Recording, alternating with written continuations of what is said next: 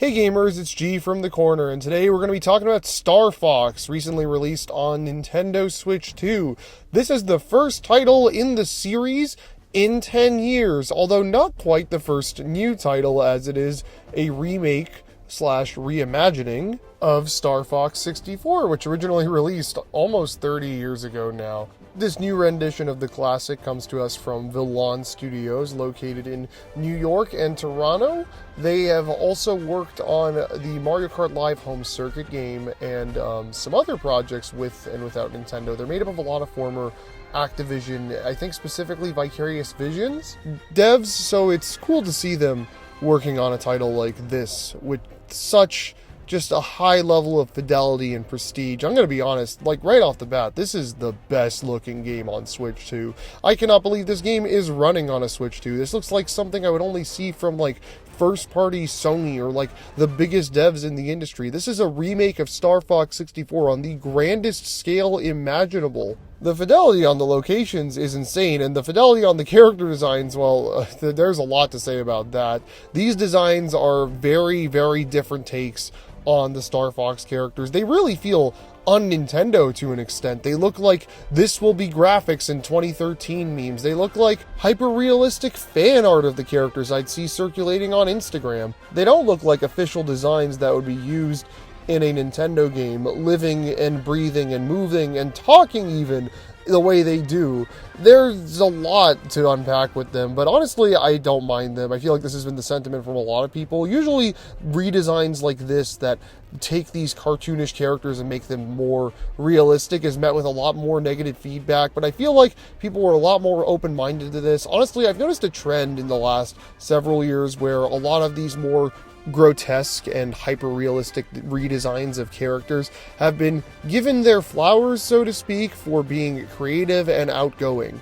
I'm going to be honest, in some cases I feel like this is a little bit of a hyperbole and more so feels like playing devil's advocate than anything, but I think in this case, it works. I was really, really off-put by these when I first saw them in the reveal trailer. If I had my reactions up, you guys would know I genuinely shrieked in terror when I saw these things. But by the end of the night, honestly, they warmed up to me. I kind of like them. And in the game itself, oh my god, I think these guys are fantastic. The cutscenes that they've added really add to that. We're working with a completely new cast here who aren't even really trying to sound like the original interpretations of these characters. Honestly, I think they all do a fantastic job. Fox, especially, is a very stark contrast from how he usually is portrayed in the series. Usually, I feel like he's kind of the straight man, the serious guy, the one who is trying to hold the team together and wants to save the day. But in this game, he's not here to keep everybody else in check. He's here for the paycheck. He's constantly berating General Pepper about all the new crap he's making them do and about how they better be getting a good payment at the end of this and how they don't want to be shortcut or anything like that. You know, it's really, really funny and honestly kind of endearing. I really love the camaraderie between the characters. When Slippy crash lands and the rest of the gang have to go save him, there's a real sense that these people care about this frog. And, you know, it's really fun. The cutscenes there are great. General Pepper being like, well, I guess Slippy's done for. Better leave and let his family know that he's gone. And then Fox's immediate, like, just anger and frustration with him. I just genuinely, it's really fun and really endearing and kind of just surprising to see these classic, albeit very static characters actually show some human emotion and care for one another. I feel like with that, though, I finally need to actually talk about the game itself. So, Star Fox is an on-rail shooter where you're playing as Fox McCloud in an R-Wing, trying to defeat enemies and keep your teammates alive. Many of the game stages take place on rails, where the game is constantly moving in a straight line, but some of them open up and have you battle it out in these all-range arenas. All of the gameplay components and stage design has been basically untouched from the original.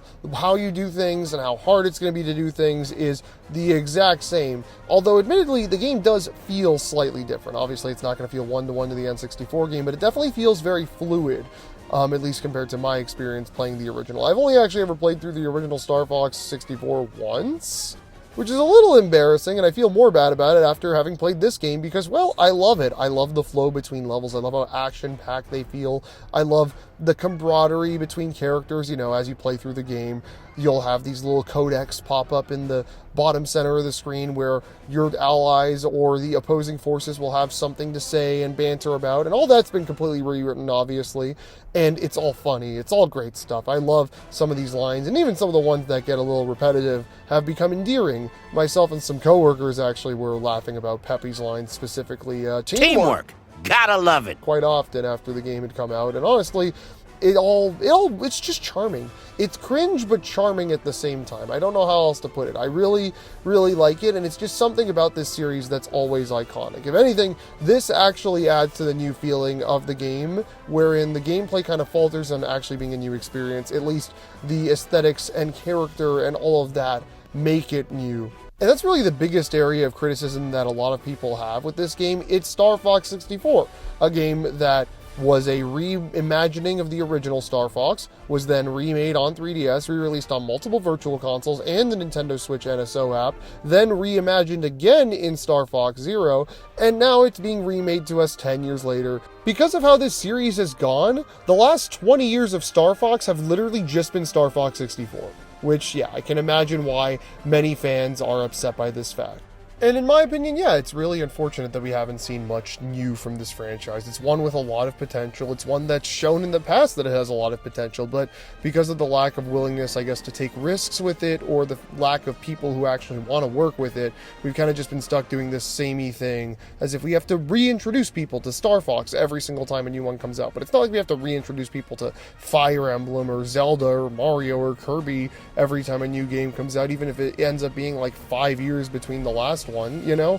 So it is unfortunate to see this specific treatment being given to Star Fox, but that doesn't really diminish the quality of what is on offer here. The Star Fox remake on Switch 2 is fantastic. It's a great experience. Is it worth the money? That depends on who you ask. You can beat a run of Star Fox 64 in about an hour and a half. Probably an hour if you know what you're doing, but obviously, as many of you know, the game is pretty infinitely replayable. Not really infinitely replayable, but simply replayable to an extent.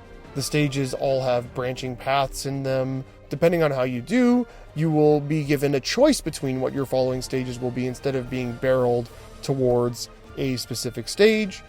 This will affect the plot. This will not really have lasting consequences, but will simply have consequences that bleed into what stage you pick and the cutscene for the incoming levels.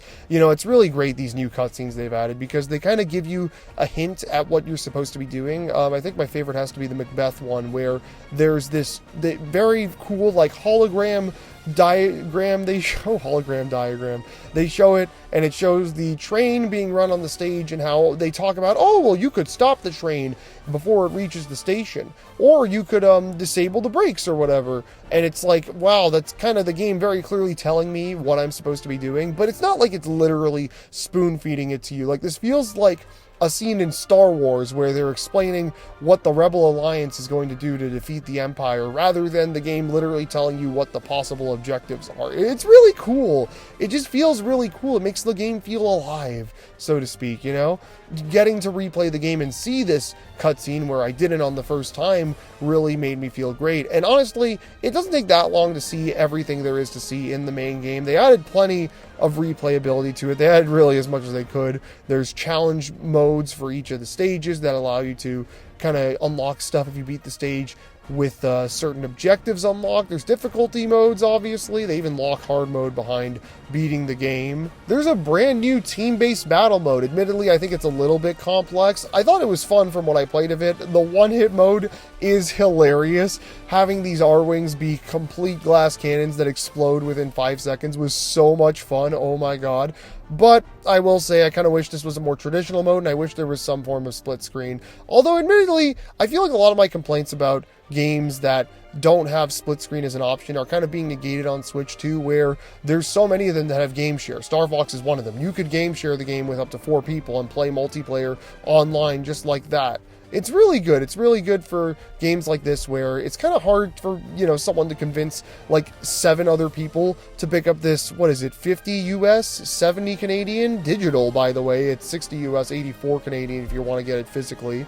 So it's kind of relieving that there's this alternative option for everybody. Other things of note, the music's fantastic. Alongside the visuals, I could really just repeat myself there. It's a good game. If you want to play some Star Fox, this is the best way to do it probably. If you want to play on NSO, also that's cheap, so there's benefits there. But, man, I'm happy with this. I really hope Valon gets a chance to do something new with the series because they clearly have what it takes to make the Star Fox experience that the fans want.